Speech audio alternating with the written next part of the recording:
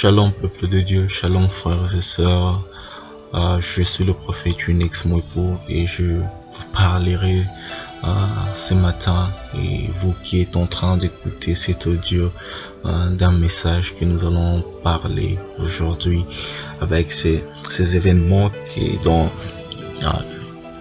plusieurs nations, plusieurs contrées, nous sommes en train de subir ou de faire face à une situation qui exige selon certaines règles et ordres de confinement dans nos maisons, mais cela ne nous empêche pas de parler de la part du Seigneur, même par audio, message, vidéo. Et lorsque je vois ces événements, cela me rappelle même à l'église primitive avec les apôtres. Lorsqu'ils étaient ils étaient un peu interdits de prêcher, de se ensemble, de se regrouper pour parler du Seigneur, parler de l'évangile, mais cela les a pas empêchés à faire de lettres, que nous pouvons remarquer plusieurs lettres de Paul qui n'étaient pas présentement avec nos frères et sœurs, mais qui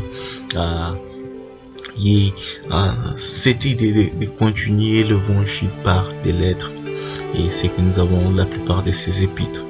Alors aujourd'hui, j'aimerais d'abord que nous allons juste lire une portion des Écritures que nous allons pas trop lire, mais que nous allons essayer un peu de se référer dans la manière que nous allons parler de notre enseignement.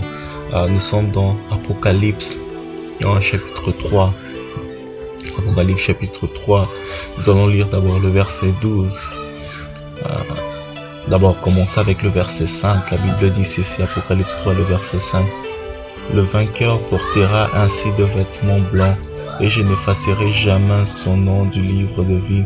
Je le reconnaîtrai comme mien en présence de mon Père et de ses anges. Le verset 12 dit ceci.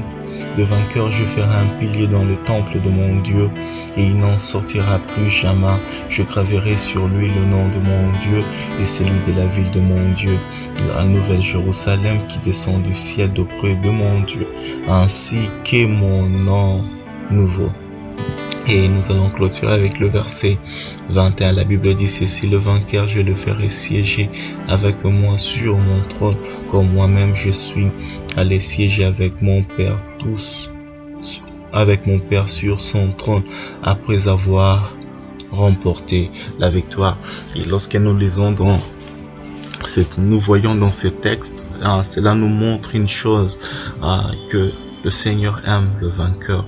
Un chrétien qui doit vaincre, c'est l'une de personnes que le Seigneur aime. Alors, le thème que je vais parler dans quelques minutes comme une exhortation pour vous et moi sera chrétien et vainqueur.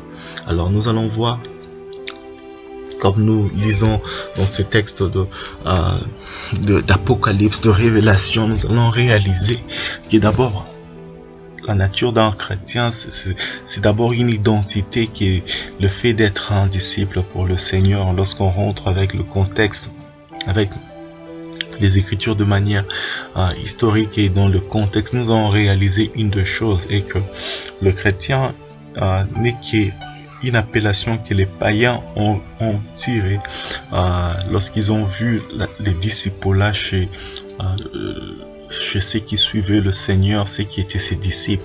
Dans d'autres termes, ils veulent dire comme Christ, à la ressemblance de ceux qui est en train de suivre à la loupe la marche, la disponibilité. Et c'est ainsi qu'on a appelé le mot qui a été tiré, parce qu'ils ont vu le reflet du Christ comme Christ. Ainsi, nous allons comprendre nous-mêmes, en tant que disciples, nous sommes en train de suivre la marche, nous sommes en train de suivre le Seigneur, nous sommes en train de le suivre. Alors, est-ce que cela signifie seulement avoir cette marche et abandonner? Avoir cette marche, lorsque les choses arrivent, nous devrions abandonner. Avant d'atteindre ces objectifs, nous allons d'abord retourner. Lorsqu'on va dans le livre de Genèse, nous allons entendre l'histoire, nous allons se référer avec l'histoire de Joseph, par lesquels nous avons tendance à beaucoup chanter dans nos cantiques, nos prédications. La plupart des prédicateurs parlent plus de Joseph. Il y a plusieurs de messages prophétiques. Lorsqu'on donne, on dit, on réfère, on localise